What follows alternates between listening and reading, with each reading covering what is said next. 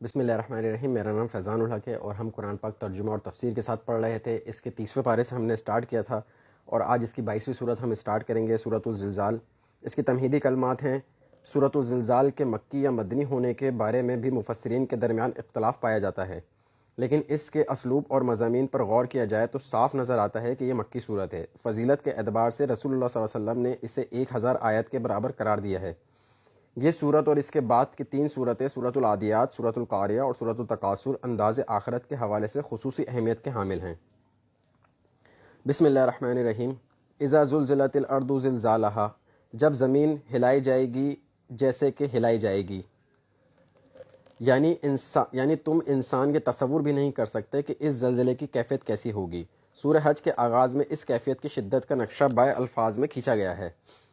یا ایھا الناس اتقوا ربکم ان زلزالۃ الساعۃ شیء عظیم یوم ترونھا تذہل کل مرضعۃ عما ارضعت وتضع کل ذات حمل حملها وترى الناس سکارى وما هم بسکارى ولکن عذاب اللہ شدید۔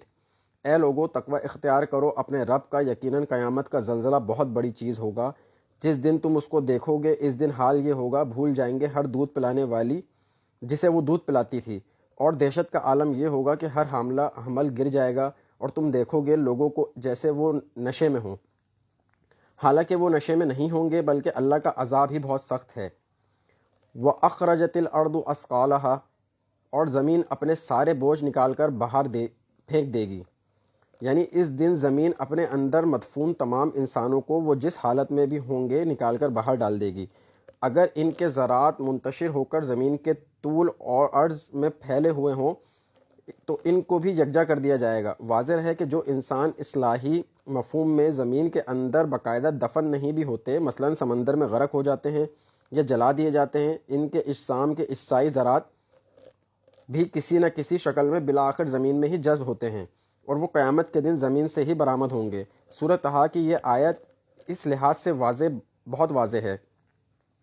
منہا خلقناکم وفیہا نعیدکم ومنہا نخرجوکم تارۃ اخری، اسی زمین سے ہم نے تمہیں پیدا کیا ہے اور اسی میں ہم تمہیں لوٹائیں گے، اور اسی میں سے ہم تمہیں ایک مرتبہ پھر نکالیں گے۔ صدق اللہ العظیم۔